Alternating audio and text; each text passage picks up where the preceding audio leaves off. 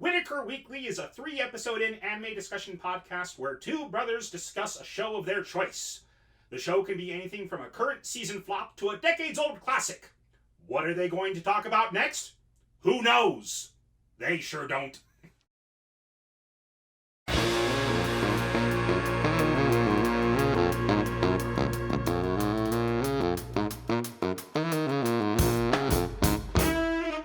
I'm Andrew. I'm Lee. And this is Whitaker Weekly. Let's get right to it.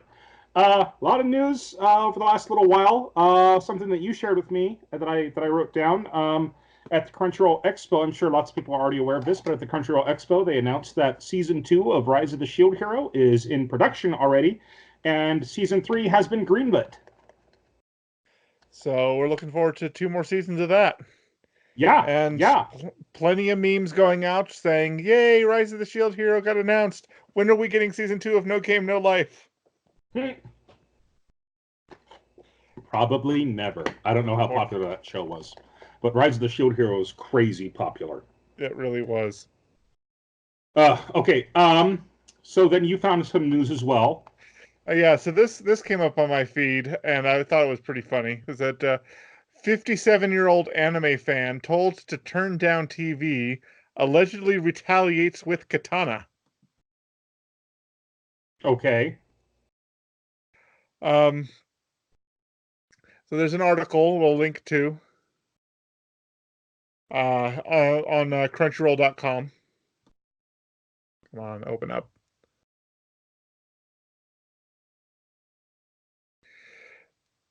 Here we go. Yeah, it's basically apparently some 57-year-old man in Hyoga Prefecture City was watching anime with the volume all the way up and his window open, and a 50-year-old neighbor situated diagonally from the fan's apartment found the noise to be a bit too much, went across the street to have a word. When confronted, the older man apologized, turned the volume down, and they both went about their day. Just kidding, he allegedly pulled out an 18-inch replica katana and threatened to kill the younger guy. Unsurprisingly, the police were called. Older man was taken into custody. No details are yet available on what show he was watching. Wow. Okay. It's all kinds, doesn't it? Anyways, after that, Nintendo had a great direct today. Lots of great news. Banjo-Kazooie, the newest character for Smash Ultimate, is available today. If you have the fighter pack, then he's already downloadable for you.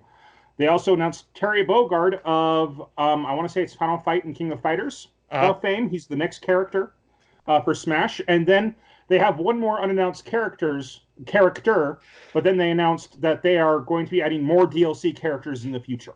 So we're not done yet. They're adding more.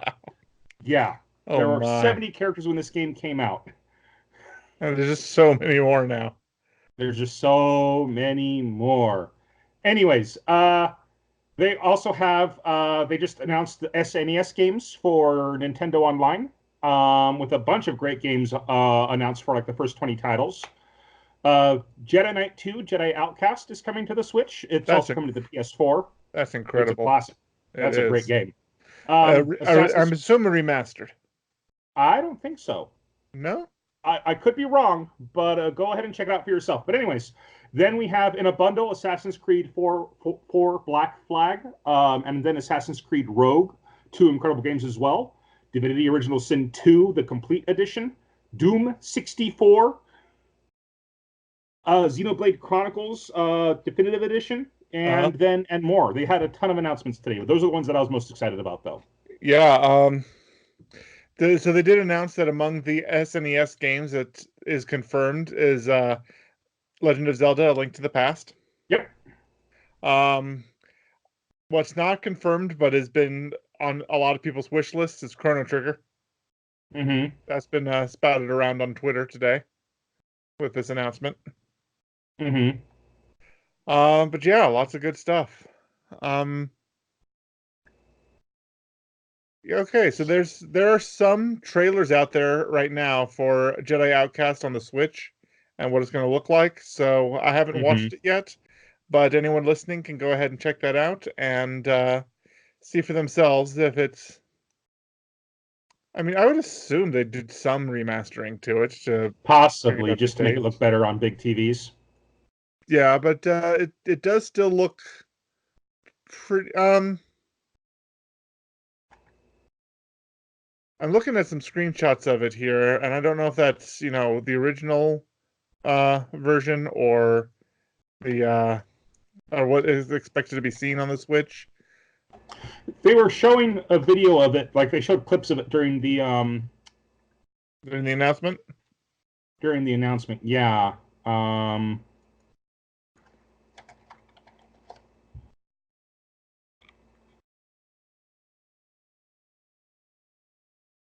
Yeah, it doesn't look like it's too advanced. Like they didn't spend a no, lot of no. time rebuilding it.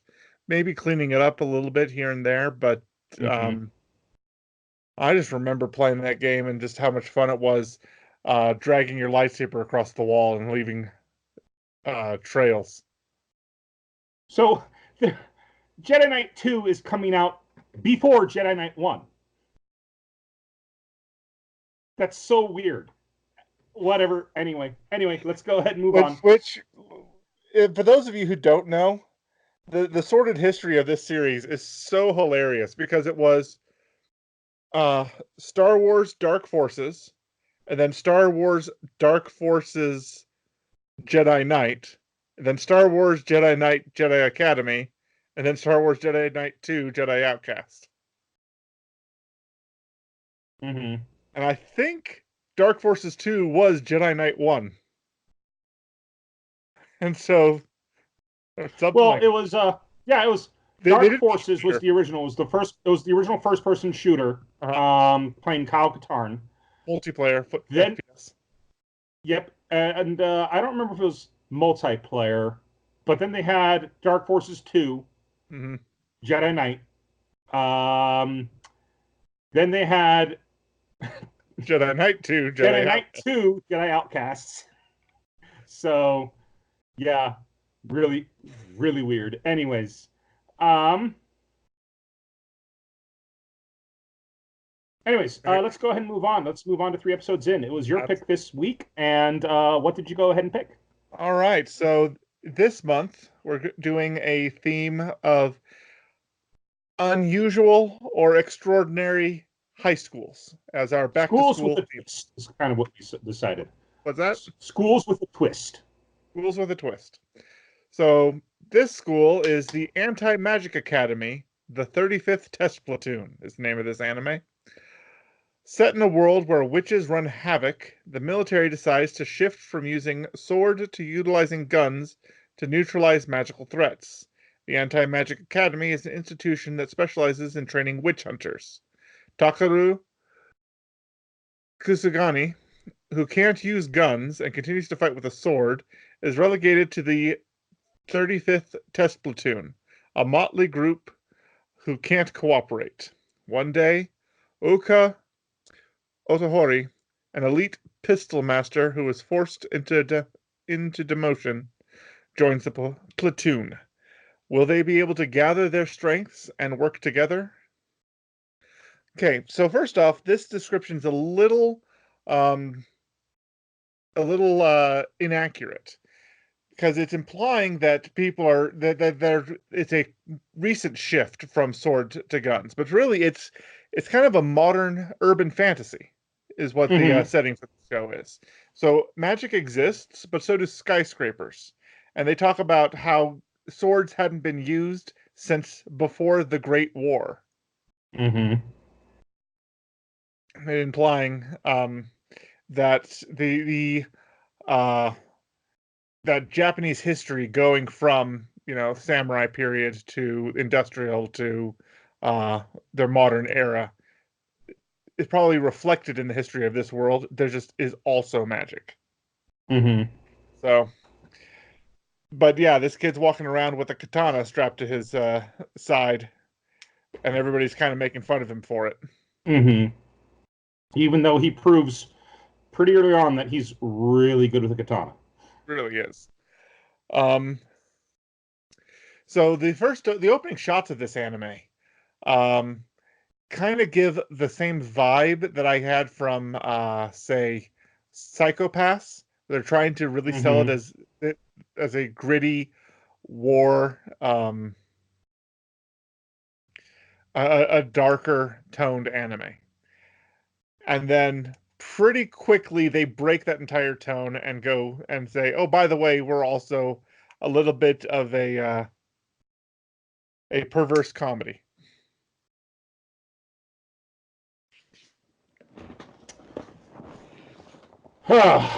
Fun. So, yeah, I mean, I was actually really surprised because the opening. This show is weird. I just want to say that there's a lot of Okay, lighthearted humor, a lot of fun, and weird in like I don't mean that in the bad way, but I'm not quite sure if it's a good way just yet. sure. Um, there's a lot of humor, a lot of lighthearted jokes, a lot of accidental pratfalls, grabbing the girl's boobs and things like that. Like in one scene, some girls knock him over. Our protagonist gets knocked over by some girls, and he tells them, "This is not my fault in the slightest. I am not at fault here." And they still slap him off camera anyways, Yeah. even though it was Cut their to fault black, for running double him slaps. over. Yeah. Yeah. But at the same time, it's also dark and violent. Yes. Like at the very beginning, we see the upper half of our protagonist on the ground dying under a pool of his own blood.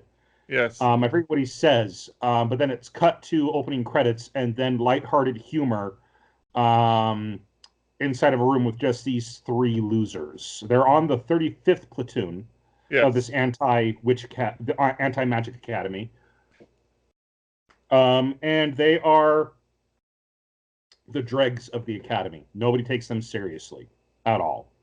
But Aren't they called like the somebody, Pipsqueak Platoon or something like that? something like that. I don't think I wrote down what they actually what they're called. Right. Let's hear the small fry platoon.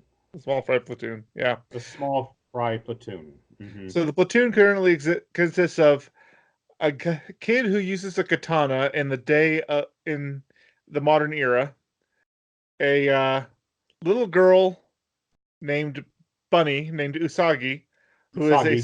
who is a sniper who does not perform well under pressure, No, she really doesn't.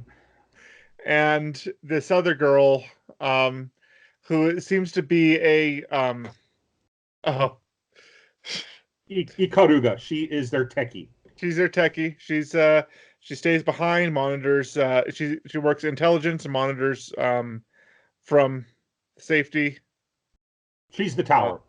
yeah, she's the In tower. Justice League, when they say tower, give me a reading or tell me what's going on, there's someone in the tower monitoring things. Yeah, she's So the that's what tower. she is. Mm-hmm. And she modifies and upgrades everyone's equipment.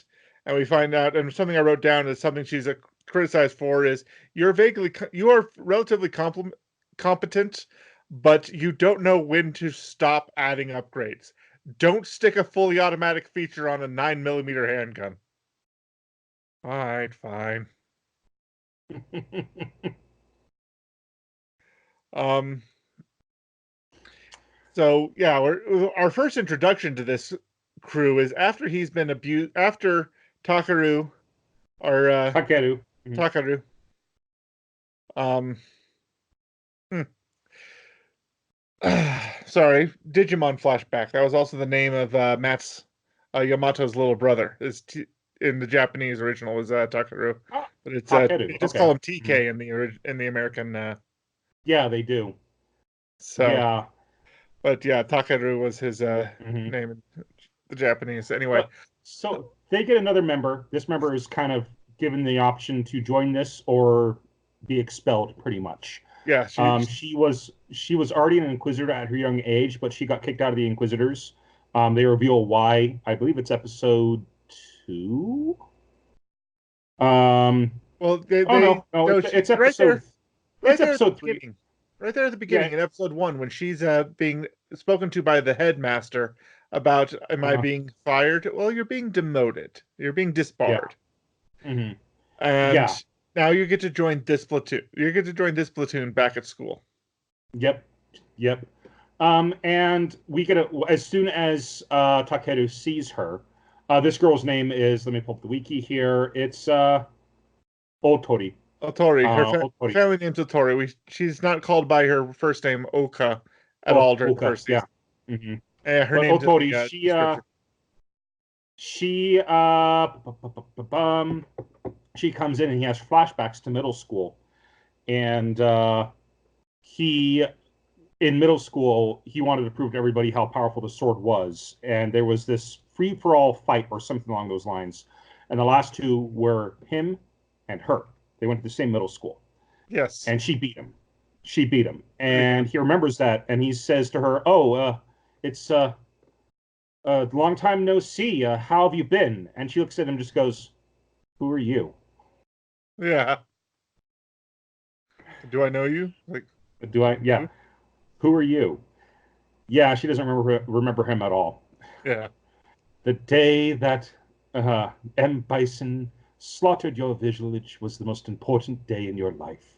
To me, it was a Tuesday. Uh, Earlier on Twitter, there was a lot of love going around for Raul Julia today Oh too. yeah, So yeah, some people were posting some pretty amazing stuff that he had done, basically cool. about how in his early career he did Shakespeare in the Park, but he refused to give up his Puerto Rican accent. So he brought the Puerto Rican culture into Shakespeare, and he was just perfect at it. Paul Julia was an incredible man, Yeah, he absolutely was. incredible. Died too young. Anyways, Okay, so so this particular what do they call themselves? Platoon. This particular uh, platoon has a every platoon is given opportunity to do certain things, and doing them successfully earns them points. And so there's a prestige system in this school where, probably not dissimilar from, 10 points to Gryffindor. There's a prestige system in the school per platoon, mhm, and their mhm. platoon has 0 points. And so in an effort to get some Yeah, points, they take on 6 months into the school year. 6 months in, 0 points. And so in an effort to get some points, they take on what seems to be a simple, I don't want to call it snatch and grab, but they're arresting a like a witch artifact. A magical artifact is being transferred from one organization to another, and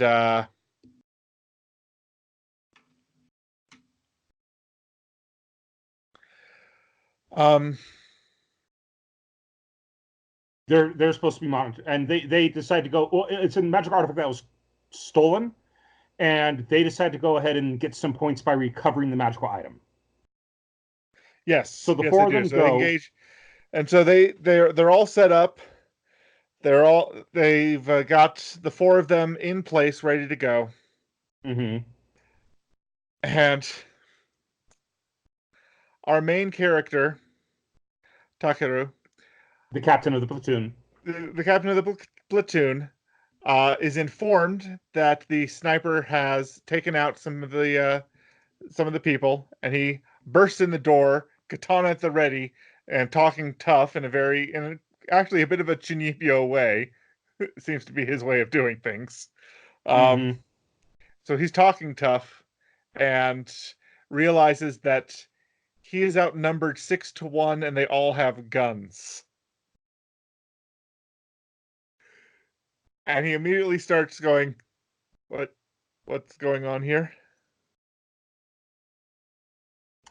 Yeah. So The sniper who fired two shots in the windows and is so proud of herself. She's like, "I did great. I didn't crumble under pressure. This is incredible." Yeah, great job. You fired at the wrong building. What? And it cuts to inside where she shot, and she shot over two mannequins that were in a display. yeah, And then there's this great scene where she's on the roof. It shows where she's talking, and then it shows a bubble of Takeru in the exact opposite direction. So she now has to get into a new building to get on to get into a new position to help the team out. so the fight doesn't go well at first until they make fun of his sword enough to piss him off. And it turns out when he is angry is when he actually unleashes and is able to cut bullets in half as they're coming his way. So he's But actually he pretty gets darn good with it. so angry that he starts losing his cool because they're making fun of him for having a knife. And he's just like, I will show you a technique that will leave no blood on my sword.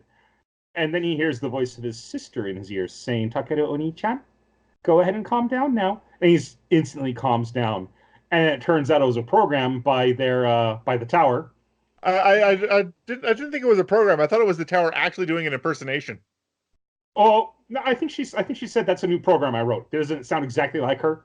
Uh, But Ikaruga, she you syscon. you calls her Masiscon. Yeah. And the gangsters who were previously afraid Uh-huh. then pull their guns out on him again. He's like, I was just teasing. I was just making a joke. There's no such thing as a sword technique that doesn't leave blood on the sword. Um, he then gets knocked down by Oh, wait. As this fight is starting, something we didn't mention was that Otori had also, while he breached the door, she breached through a window, and then she sees that the situation is not good, and she just falls back out the window and says, "Bye, you can deal with this." And so she had disappeared herself from the situation.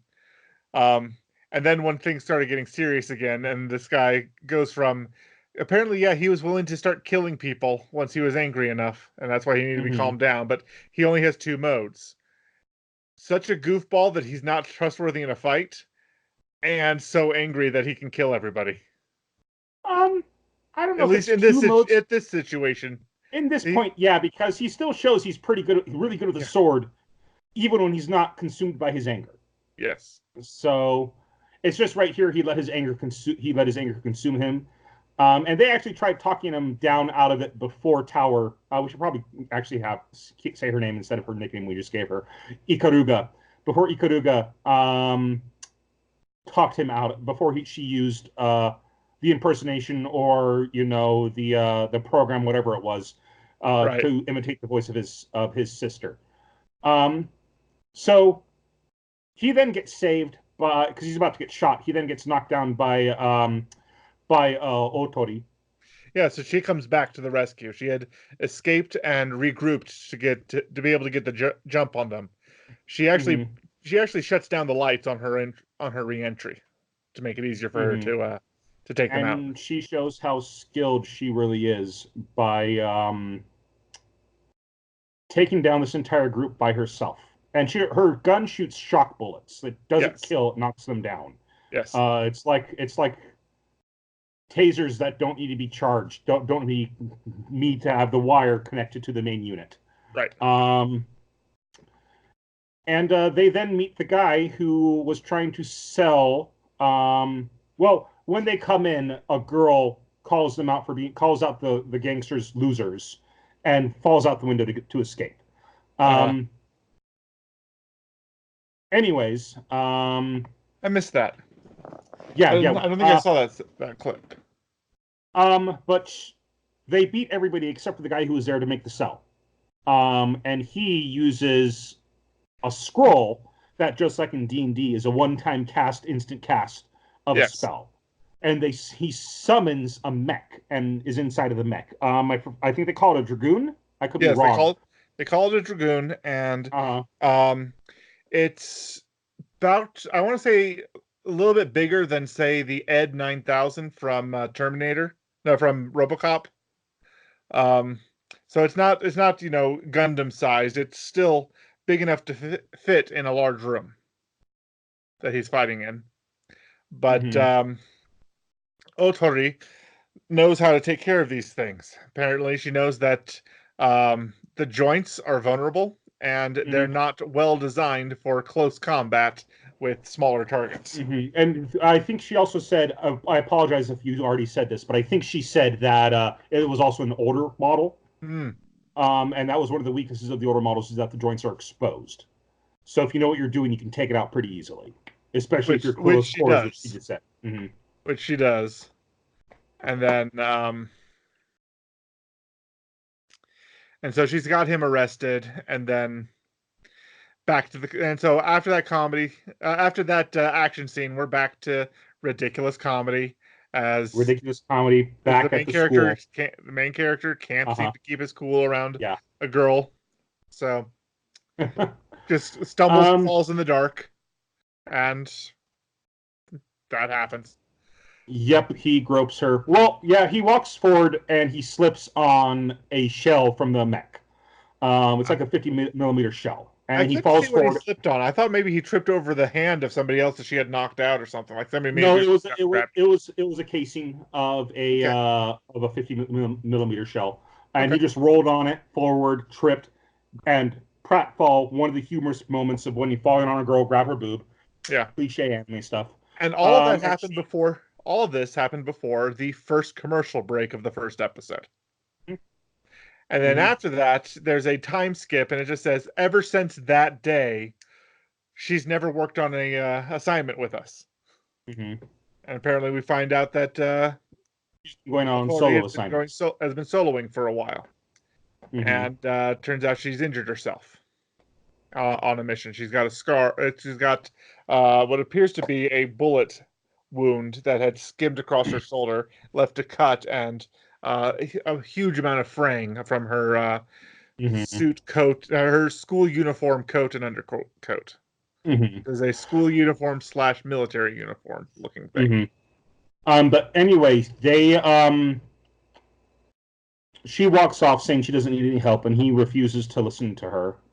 He goes after her and says, "You hurt, like you're hurt. I'm your captain. I don't care if you don't see me as your captain. I'm not going to leave you alone and injured."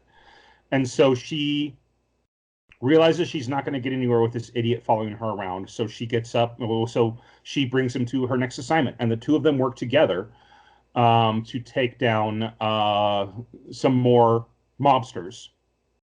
Yeah, Though there was a bit right there where she asks that, or like they ask her why doesn't she want to go with them, right. and she points out all their flaws. And Yeah, there's one of the flaws that you wrote here that you should yeah. point out. I said it a little bit earlier about how she was complaining about the tower's inability uh, to know when to hold back when it comes to putting upgrades on things, Hmm. including don't stick a fully automatic feature on a 9 millimeter handgun. Yeah, But but yeah, yeah, she she also chews talks out about the sniper. how the commander can't lead and the sniper is useless under pressure, and how can I possibly trust a sniper who's to watch my back if they can't? Hmm. Yeah, if you're at the wrong building. Well, she crumbles under pressure. The mechanic or the tower, Ikaruga, she's incredible, but she makes all these pointless, useless features. Yeah, And Captain is just she just thinks she's worthless. yeah, So it's like, and you're the captain of this platoon. You're the one who should be saying these things, not me. But anyways, then that's when he notices the scar and he goes on after her yeah, and pretty much forces her to take him along on their next assignment, on yep, her next assignment. And they go to a they go and they take out some more thugs. Um, he opens she's quietly opening the door and he accidentally pushes it open a bit. Oh no, he opens the door. She realizes that it's booby trapped.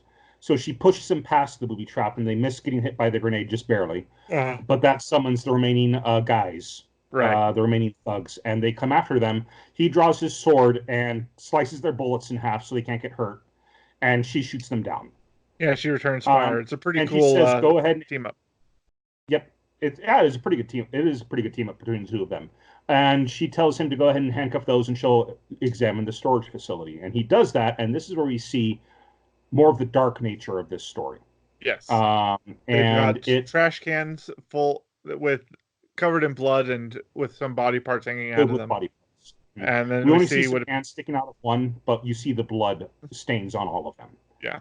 And she blames witchcraft. So they were probably doing some experiment or harvest, something we don't know after only watching the first 3 episodes. I don't Mm-hmm. know if, if it's something like the Dark Crystal where they're harvesting energy from various creatures like other humans to build magic from, or if they were doing experiments in necromancy, or if they were Mm-hmm. just, prepping people to be used as magical components, reagents in spellcraft. It's not established what's happening here, just that these that there is a form of magic that witches use in this world that costs people that is people are killed for it in large numbers, it seems. Mm-hmm. Um, and this really sets Otori off, and we get to find out a bit more of her backstory and Mm-hmm. why she's doing what she's doing. And we learned that Otori hates witches and magic because her entire family was killed by a witch. Yeah. That both her mother, father, and younger sister were all killed by a witch, and so Mm-hmm. she hates witches. And the reason she became an inquisitor is because she wanted to wipe out all the witches. Kind of the same reason that Aaron became a joined Join the corps, the yeah, scouting corps. the scouting corps. I was trying to remember the name of it. But she's about to kill one of them. While her gun doesn't kill enough, if enough shocks, it will probably kill somebody. So she's out there shooting the guys in handcuffs for being Uh-huh. part of this. And Takeru tries to talk her out of it. Tries to talk to her, talk her down, but she's not going to. And she raises her gun to fire one more time, and he tackles her. Mm-hmm. And that kind of knocks some sense into her. Saying you can't do this. I forget exactly what he tells her, but it's at that point that Otori starts seeing something more in Takeru than just this useless squad leader. Yep. And that's kind of episode one ends with the girl who was there to purchase the magical items, meeting with someone and giving him something. Yes. And then episode two starts with more of that scene. She's meeting with a man who is a necromancer, Uh-huh. a witch, and an alchemist all in one. And for points of reference, we're just going to call him Evil Ed Yeah, yeah. because he Evil looks Ed. Evil Ed. he looks a little bit like Edward Edward Elric Elric. from Full Metal Alchemist. He Now I does a thought tall about that. version I of thought Edward about Elric. that the moment I saw him. I'm with his blonde hair and his calling himself an alchemist, and I just thought that immediately about him. And then I didn't it think gets that reinforced a little bit until later in this later. episode. Yeah, What? it gets reinforced later in this episode. But It does. she's giving him something, and she says, "Well, how many people did you kill this time?" And he says 50. But don't worry, half of them are criminals. And the girl, is obviously upset. She says, remember our deal. I'll only help you if you don't kill any innocents." And he's like, "I know. The only people who I want to hurt in this are the Academy and the Inquisitors. They're my enemies. I'm not going to hurt anybody else." And then she says, "Okay," and goes off. Um, he then the group they're out on a mission or something. I'm trying to remember exactly Okay. So what it's they're out during what they're out so doing. so what actually it does it cuts to the flashback of what actually happened between um Otori and Kyotaru Takeru Takeru. during their middle school years when they first met each other, and the event Mm-hmm. and something he says or something he does reminds her of that and goes, "Oh, that was him," and so she's now remembering him, even though she's all like, "Who are you?" during that when he was having that flashback about her. Mm-hmm. Um, Um, but so they're out so on a mission though, aren't they? um, I don't remember. I don't think they were. I think that they were just taking care of some school things, and they set up that there's a school tournament coming up between various platoons to see who gets the 100-point prize for winning the tournament. Okay. And so Okay. there's Yeah. a bit of banter at that point. Hmm. Um, I'm trying to remember why he and her are out of the city though. Oh, that's right. She gets upset at him. Um, and she, meaning Otori, gets upset at him, and he falls after her in her parents' graves. right. Hmm. Anyways, don't really remember what happened next. So rather than just us stumbling through, let's go ahead and go to the next item on our list. So the next big Um, thing that happens is Evil our Ed. Evil Ed summons Evil Al. Hmm. So this giant suit of armor carrying a sword that is also a railgun that looks very suspiciously like Alphon Elric's suit of armor with accoutrement has been Hmm. summoned, and then he also summons ghouls, and so ghouls are attacking the city and distracting most of the core, while this suit of armor, which is in the show called a reincarnated version of King Arthur holding Hmm. Excalibur. Like it's as if the essence of King Arthur and the essence of Excalibur were imbued inside this Hmm. automaton. And rather than being a To cute fire. blonde woman, it's now this massive suit of armor that an Excalibur is a railgun. This is not this is not fate. No, this Um, is not fate. so unfortunately, it's not Soul Eater either. So it's not a little top I hat think you cane mean wearing. fortunately. Most people I know would I'm pretty rather sure I said deal with fortunately. this King Arthur and Excalibur rather than the Excalibur and Soul Eater. Anyway, Just uh Excalibur face. hmm hmm we should do Soul Eater for the last week this month because that's a good lead in. Not only is it schools with a twist, but it's a good lead into Halloween. All right, that could be our Yeah, crossover. I think we decided that for our last week this month. Anyways, Alrighty. um, I mean the one I'm picking for next week would also be a good lead into Halloween as well. Sure. But anyways, speaking of which, Volume 7 of this is coming out on the 24th, and I went Of ahead what and we're pre. of We'll uh, talk. I guess we'll talk more about it later, but I want to reveal next episode. oh no, when you said this, We're I thought watching you next meant time. the 35th, 30th, Oh 35th. no! My bad, my bad, my bad. Okay. I was getting Yeah. distracted. But anyways, So this they. so Evil Al makes its way to the school to attack it, Mhm. while the rest of and the platoon is dealing with all the ghouls that have been unleashed on the city. and it's just such a. It's the first time something like this has been unleashed on the city. So the headmaster of the school, who's a guy with long white hair, who is very, very much a very scheming sort of guy. You're never quite sure what he's planning. Um, Yeah. he tells the students that either run or fight, and I'm telling all of you to fight right now because if we run from this thing, no one's going to be able to stop it. Okay. Something that's And come so, up at this point, mhm, but we haven't mentioned yet, is that seems to be a force of witches that call themselves the Valkyrie, mhm. or something to do with Valhalla. Valhalla. They call themselves Valhalla, Valhalla is the name of the entire group. Um, they and apparently there's a and there's a bunch of group them. inside of them called the Valkyrie. Apparently, the school is also doubling as a prison for those people, Yes. and so that's why Hmm. the school is being attacked is to So, release the members of Valhalla who are because there's inside no or within. safer place for a bunch of dangerous criminals than a school housing adolescents. Oh, Gotta love anime logic. there's another Harry Potter reference then. Anyway, anyway, so Otori gets there first. Well, because she's incredibly fast, incredibly quick.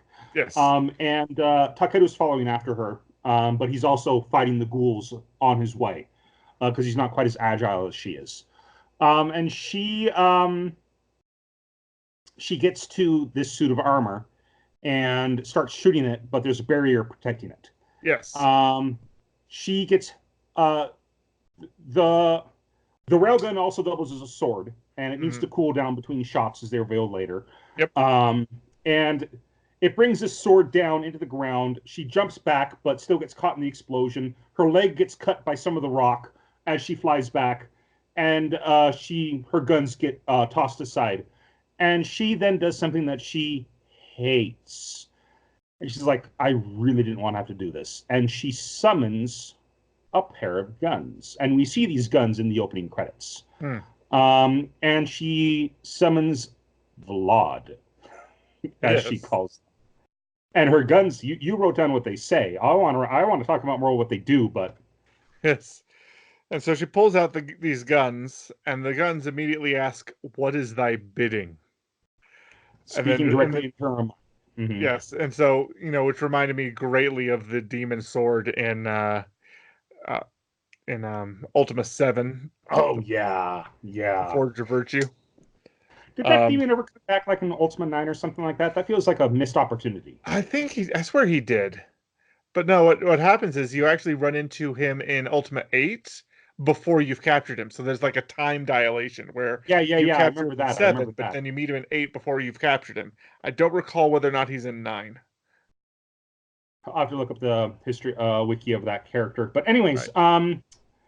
he Um, but yeah, so these guns ask, "What is thy bidding?" And apparently this gun has been trying to get her to seal some kind of contract with make it. a pact or a contract with him, with her, and she's like, I'm not doing that. I'll just give you some of my blood. And he's like, okay, gonna go ahead and just give me your blood again, huh? And I just thought how fitting of it that she has a pair of guns named Vaughn or Vaughn. Vlad, my bad, Vlad, that feed You on had a her little blood. Escaflowne moment there. Yeah, well, one of the Well, characters in the book of his the name guy is Vaughn as Malus in well. the Escaflowne movie were blood powered. Yeah, those were blood powered as well. But anyways, uh, Vlad then shoots out these magical bolts, and they're big blue bolts rather than bullets, and they Yeah. actually are penetrating the shield and hitting him. But as she flips over and shoots some more, we see Arthur look at her, and the bullets kind of fall out of his helmet, and the Yes. helmet repairs itself. And And that's when Vlad then she says, makes the blood bond. that's when she uses her blood, yeah, to do a more powerful shot. But he says that Excalibur's sheath is healing him instantly. You're not going to be able to defeat him like this. So she then uses the blood pact. Vlad takes her blood and fires this incredible blast at the Hmm. suit of armor.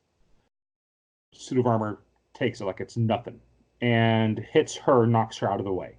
Well, And so she's no, I thought it was that point. Well, I thought it was when she used the blood pact that it did it like broke through its shield. It regenerated, but its shield was gone, and so it could take damage at this point. Like she really successfully did something, but that's when it struck back knocked her um down. Yeah. and knocked her down. And so she tries to go, and so she thinks she's going to go again when the guns say, "Oh, my master is calling," and leave her. Mm-hmm. Which And her master is apparently the head of the school because it cuts yeah, right to him. it cuts right to him smiling as he's looking Uh down. huh. Well, and this Well, entire time we see this little girl with purple hair. I want to yes, say it's a little purple girl hair. in a Lolita Maid-ish outfit with long Mm-hmm. purple hair. She looks a lot like And the blonde from ReZero, but in a mm-hmm. purple motif with purple hair. Um, and But she's been in and out and kind of stalking, um, Hakeru. yeah, stalking Um, Takaru. And and it's revealed earlier on, like one of the reasons Otori is in this uh, in this squad is because one of the squad members is a candidate for something. I didn't write down what he was a candidate for, but it's an extremely rare Rune thing to Eater. be a candidate for that. Huh? A Rune Eater. A rune eater. Okay. That's what it Oh, was. relic eater. Relic Relic Eater. That eater. was it. Mm-hmm. Relic Eater. Um. And so, but no, it was in a conversation with the headmaster that everyone in that platoon is very talented in their own way, but none of them have the skills to cooperate with one another, and that's something they need to learn. Mm-hmm. And so it's kind of setting forth the path of the anime. Just storylines. We're seeing the seed of the storyline where they're going to learn how to work together better and better in these events. Um, but yeah, so let's see what happens next. So she loses her Platoon guns. shows up. So she loses her guns. Evil Al is pointing his railgun at her and charging it up to full power. When Mm-hmm. um see when yeah Takeru shows up Takara and shows knocks up the sword out of the way. just just in time. As if I recall exactly what happens, he hits the sword, which causes him to aim in the wrong direction, and the force of the blast being in a direction he wasn't planning on launched Al away for a while. Mm-hmm. If I saw that correctly. Um, but then yeah, uh, Otori insists you can't handle this guy. Just run. He's too strong for you. And had he listened to her, he wouldn't have been cut in half with the next blast. Mm-hmm. And they cut, and then we see in right there near the end of episode 2 what happened at the very beginning of episode 1. It's a flashback of Mm-hmm. that dark event that was foreshadowed at the very beginning of episode 1, where everyone is Mm-hmm. where he's dying, his sword's right next to him, and things are happening, and that's when Mm-hmm. he makes a pact. That's when um uh what's her name? Lapis, we find out. Lapis is this Uh, girl who's been following them around. and she Makes pulls him into this other world, yes, is and kind of this explains things to him as she's disappearing and reappearing all around him. it's a little bit like the Matrix, where it's mostly white and there's some chairs scattered about, but it's a little more stylized than just that. Yeah, there's a platform that's got some cool gold gilding on it and things like that. So probably not as It's blank as the more than that, Matrix. but it's Yeah. still a large white space that he's occupying. With a lot with these things, and she then asks him 4 questions and makes a pact with him, and this is where this show turns into you know a super powered metamorphosis type hero, in the same vein as say MacGyver or uh, Ultraman or Gridman and things like Mm-hmm. that, Yep. where our hero teams up. Well, so his power is that he now can merge with her, or she becomes a suit of Mm-hmm. armor around him. And I swear, when I saw that, I'm like, oh, hey, look, it's the Black Knight Cecil from Final Fantasy 2 or 4, technically. Yeah. Yeah. Yeah. But I noticed something that I thought was really, really cool. She says this poem. She says, who killed Cock Robin with my lance and my sword? Something like that. Uh, I killed Cock Robin. Well, it turns out, and I was like, that's interesting. Because she's spoken in English. it, which made So I me was like, wonder if that's it was interesting. So I decided mistranslation to or go ahead something. and Google Cock Robin. Turns out, according to Wikipedia, Cock Robin, although the song was not recorded until the mid 18th century, there is some evidence that it is Hmm. much older, earlier than the 15th century. Wow. Um, and there's no one really knows what it means, but every valid interpretation of it, at least according to the Wikipedia article, is that it has to do with the death of a king or a noble figure, like the death of Balder in Norse mythology, the Mm. death of William II. Um, so it has to do with killing a monarch. And she says this just as he uses his power to kill Arthur. But it's Yes. a real cool transformation. Like we see his body form back into one. Um, the girls were all screaming for him because there's this explosion and suddenly his comms go dead. So they instantly think that he's dead. Uh-huh. He then comes back out and they're wondering who on earth is he speaks back to them and they're chewing him out for not saying anything. And yeah, he goes and he defeats King Arthur. Yeah. So pretty easily. So it's a pretty cool little battle scene that happens there. Mm-hmm. And And then I'm at the pretty sure very that's end how. of that episode, Uh-huh.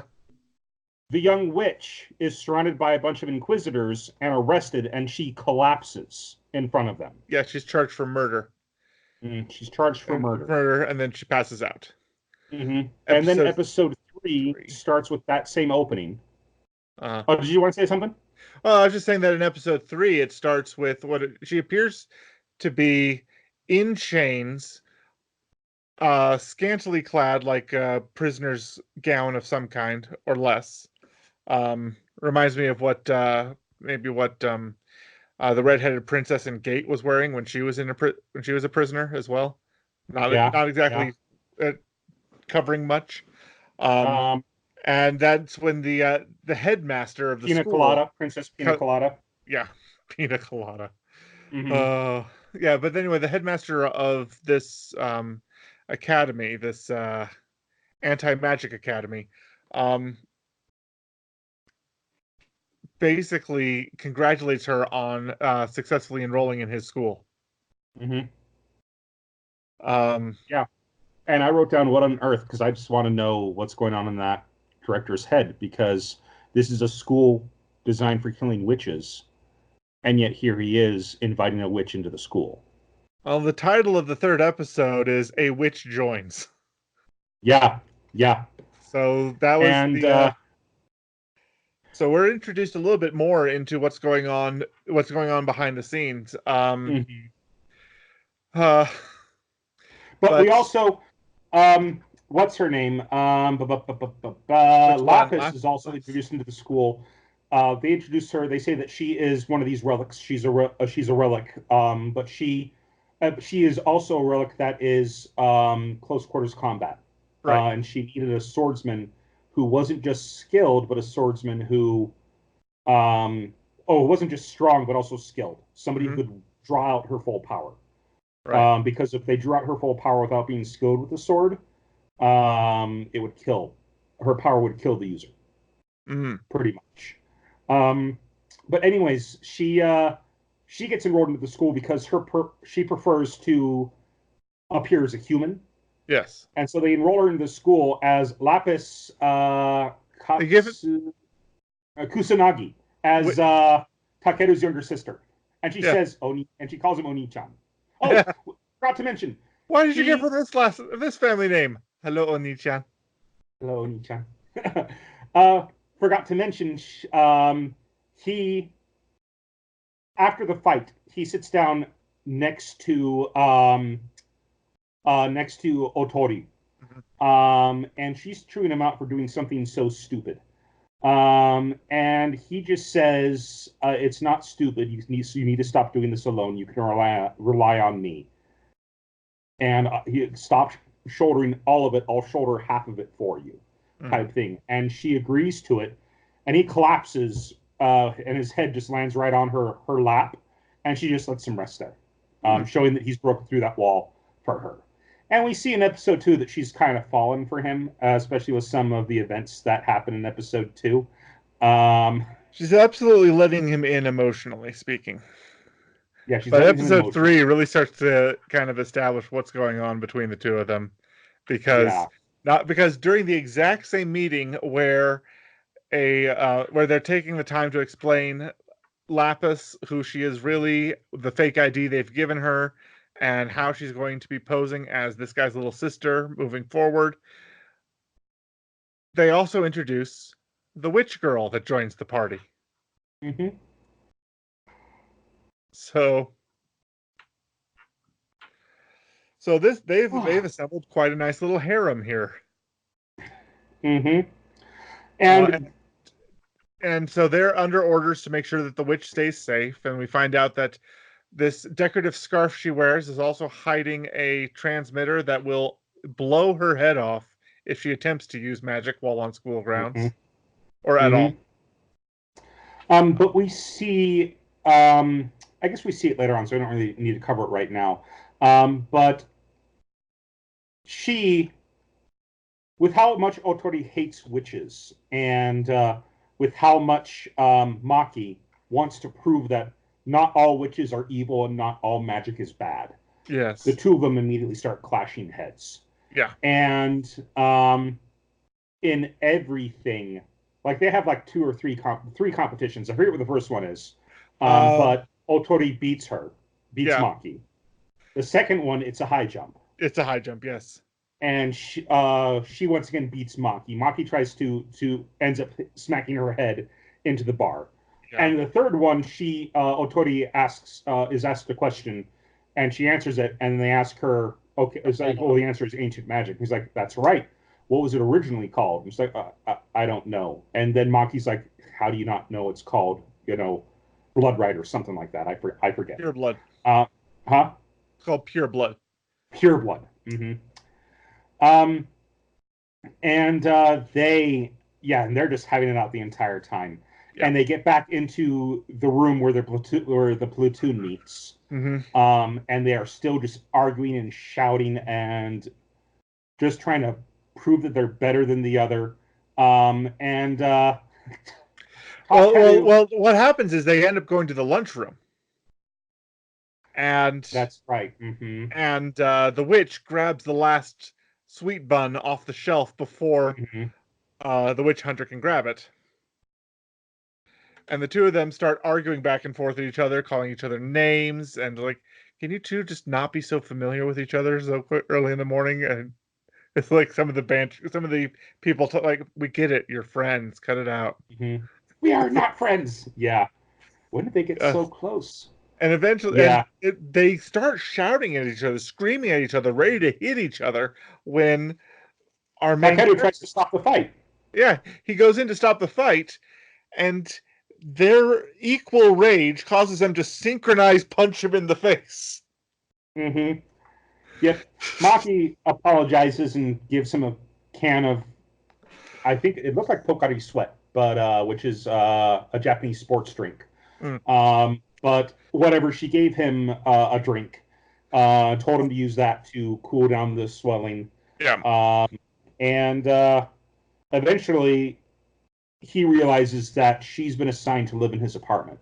Oh, yeah. So And she has this whole big Tori, monologue about how well, she didn't at first want to reveal her reasons, but eventually she goes into this monologue about how she wanted to this is where the monologue of how she wants to change the world and make people realize that not all magic is bad, and just to get rid of the bad sorcerers, but don't think all magic is bad.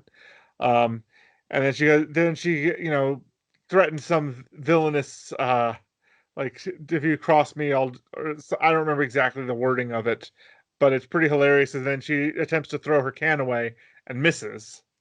And then she goes and picks up her can and puts it in the trash can. It's like, and so Takaru, who's listening the whole time, is just starts busting a gut. It's like, you had all this villainous speech, and then and then you had to clean up after yourself. It just doesn't match.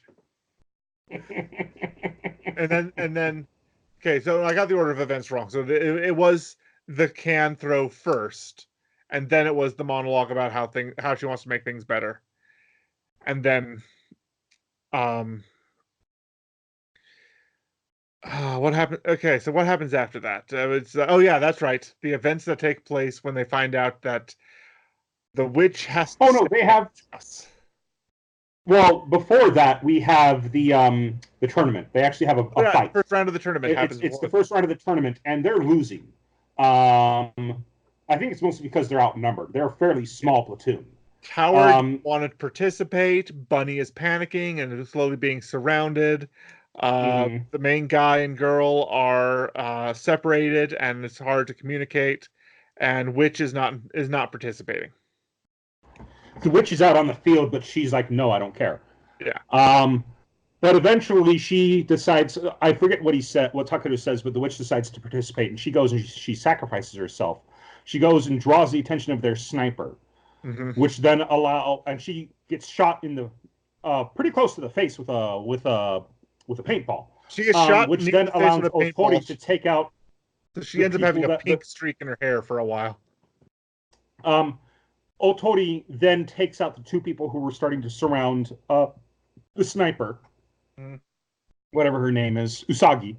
And Usagi then gets in position to take out the enemy sniper. Yep.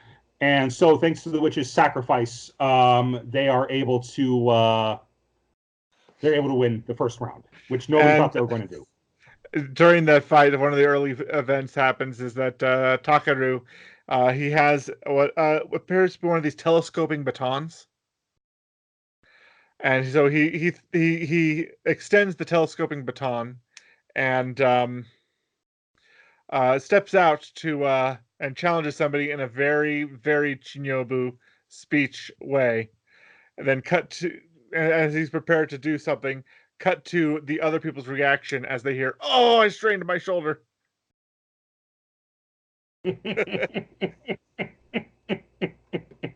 Like, oh, he's so useless. hmm So after that, they then realize that Maki has been assigned to live in his apartment because she can't live anywhere else. She needs to be under surveillance. And they reveal that the two of the people who arrested her are still watching her Yeah. in a car close by. And Otori is like, no, there's no way I'm letting you spend the night in his place alone. I'm coming with. Yeah, Um, she's convinced that the witch is using her wiles uh to enchant and seduce Takaru because the conversation where she's monologuing about how she wants to be a good person ends with the two of them agreeing to call each other by first names on a first name basis. mhm, Just because it's mhm. easier for them than to because first names were easier to pronounce than their last names. Yeah, and in she learns this, and she gets furious that they're already on a first name basis, even though she opened up and let him in Yeah. more than anyone else in her entire life ever since her family was killed. So she is not having this. So Yeah, they so it's a point of contention between these two who don't uh-huh, like each other to uh-huh. begin with. And they end up Oh, at his apartment. before they go to his apartment, there's a huge fight in the commons where they're bickering back and forth after the punch and after they're talking, and when it's Uh-huh. revealed that they're doing this, it just there's a shot where they're all fighting with each other, and Lapis is sitting comfortably with a bucket of popcorn, just watching. hmm And I had to write that down in one of my items because it was just Lapis is sitting there literally eating popcorn watching the fight. Like it's a hmm living meme. So I don't know if like you did you watch it on your computer? I watched it on my computer on Verve. So there may have Okay. been a problem See, with the Crunchyroll I translation because watched it it on my PS4 on Crunchyroll, uh and there were many scenes where the subtitles were either there for half a second and then gone, or were just never there at all. oh, So I'm kind of sad that it like I understand Japanese well enough to where I could make by and understand what was going on without subtitles here and there. Not well enough to understand the entire show without subtitles. I'm not that fluent. good at Japanese. Yeah. But they go to his apartment, walk by all these houses, and it zooms into his apartment is this old falling apart building, and it zooms in up, and there's this red. The building is like glowing red, and there's this black smoke coming off of it. And old Tori's just like, "What is this black aura? It might be the air. It might be the cooler, or something like that." I forget what he said. And then there's a bird cawing like a Yeah, what is that crow? doomsaying What is raven. that bird? Oh, it's just a crow. Yeah, all these bad omens of this place keep going off. But anyways, he goes in. He Like lets the like girls in. you hunt you the amazing martial artist who hunts witches for a living is afraid of ghosts. You can go home Oh yeah, anytime. yeah. And so they're walking through the corridor, making it to his apartment, which is at the end of the corridor. So it's the far end of a dead Mhm. end. And he pulls out his key and says, "Here you go. Make yourself at home. I have to get to work," and leaves them Mhm. there. And so, what does Otori do the moment that he's gone? Because I noticed you have that written down in your list of items. Oh yeah, she. So as soon as as soon as Takeru leaves, Otori's just like, "Well, bye." But she like stiffly turns and tries to leave, like she's terrified of this place. Yes. And then And Maki's Maki, like, grabs her and says, "Where are you going?" because Maki doesn't want to be left alone in this haunted place either. She's pretending to be brave because it's easy to be brave when somebody else is being scared. Mm. But But she she doesn't doesn't want want to be to. She alone doesn't want to be either. left alone. So later on, Takeru comes home, opens up the door because he's used to just walking into his own place, and and he turns in and says, "I'm home," and he sees Maki naked in front of him, drying off after having a shower or after coming Yeah. out of the bath or whatever.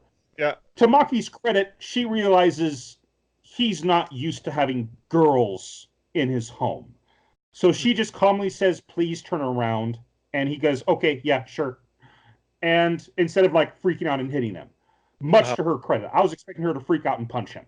right. Well, Otori freaks out again. I forget at what, but she freaks out and she runs to Maki and runs to Maki for comfort, knocks Maki over, and the two of them land naked on top of Takeru. And this is when Takeru says, "This isn't my fault.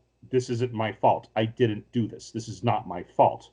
And then camera cuts, bam, he gets slapped by both of them. Yep.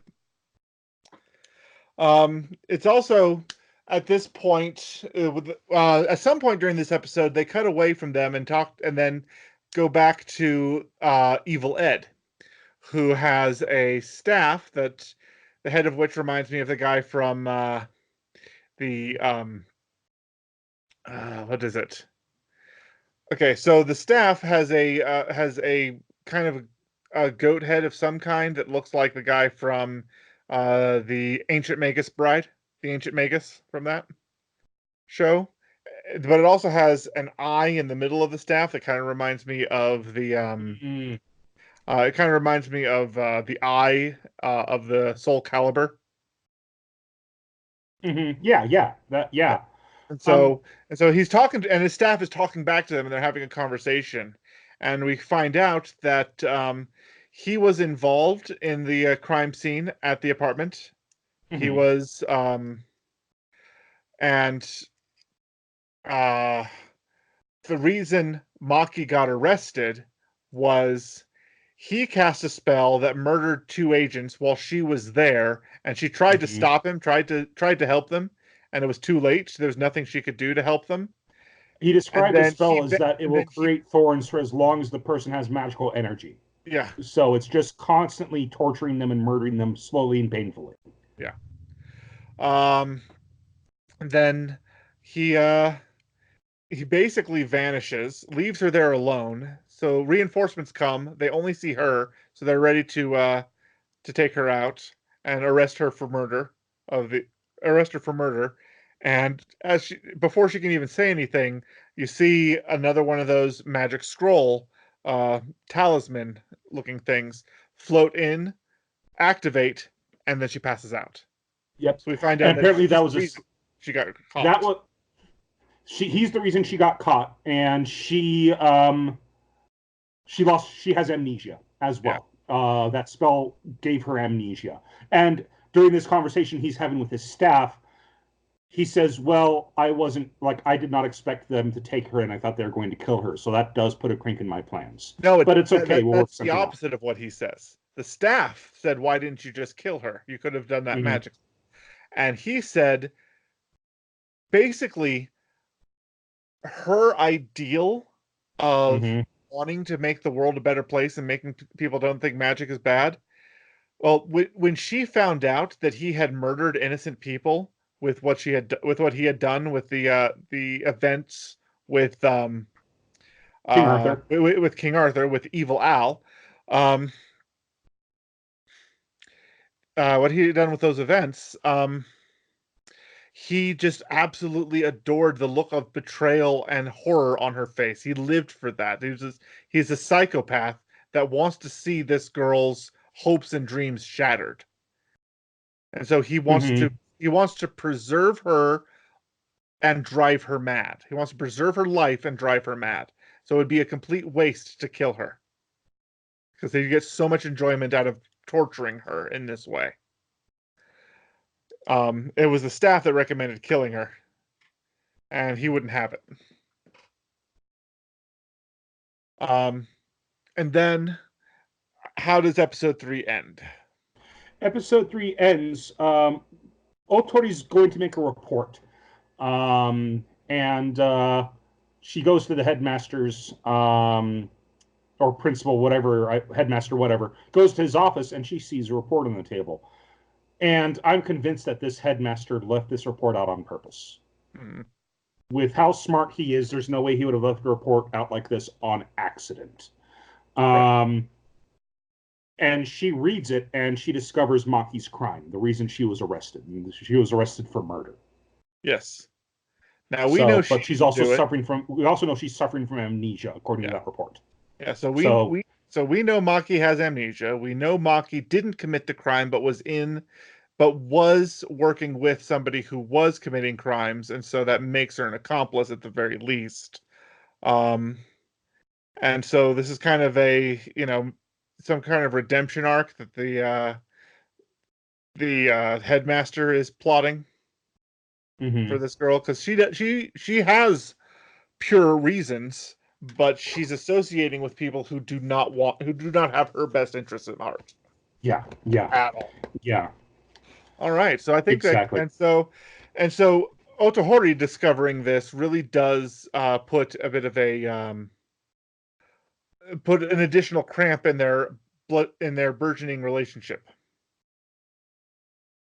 Um, and so it makes for interesting human drama to go into Mm-hmm. this overall story. Mm-hmm.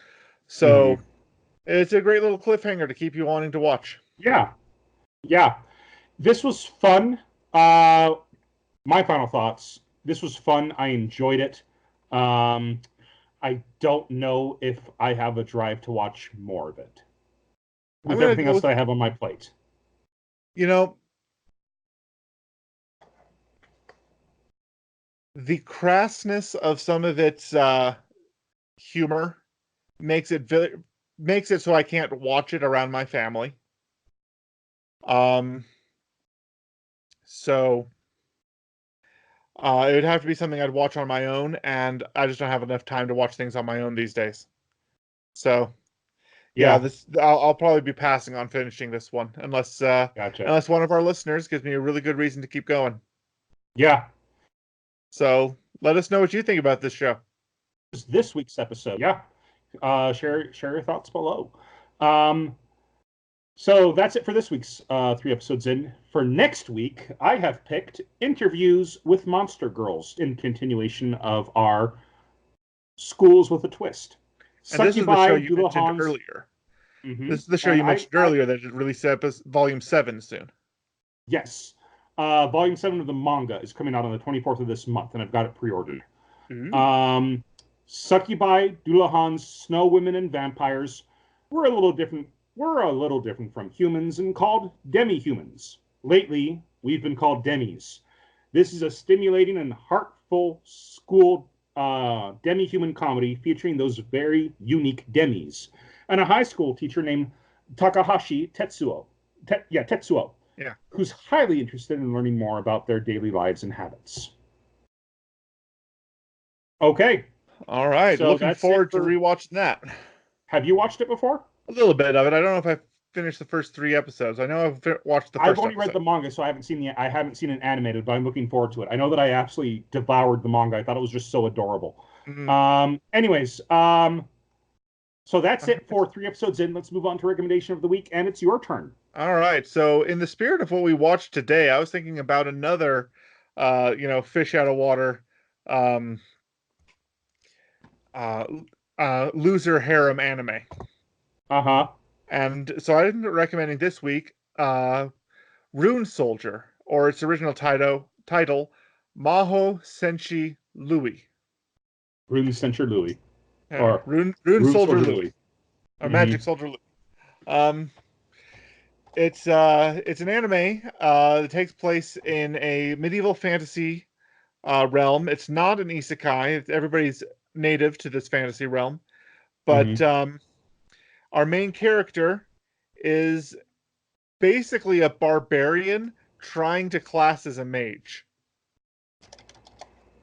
Ha! And and he's no good at it. The first episode, he's fighting goblins, and he pulls out his magic wand and breaks it against one of their faces like it was a club.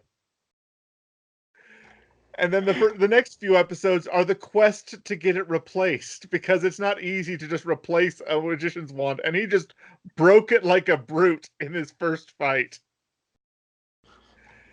They have a fantastic cast of diverse girls in his harem, including Uh-huh. there's one taller than him who's incredibly butch, and she's a powerful fighter. There's one about his he's a little shorter, who's a cleric, and then they have a diminutive, lowly thief. Mm-hmm. And antics abound in this show. One of my favorite characters in all of animes in this show is a girl who is a classmate of Rui, but will never leave the school to go on an adventure with him. She likes learning from books too much. Okay. I pulled up the site you talked about before, because.moe. Nobody is streaming it. So I went to Nobody Amazon to see is. if I could get on, if I can find it on Amazon. Brand new, $308. This is Matt has a Used, you can copy. get it for used, you can get it for 20. Matt has it on DVD.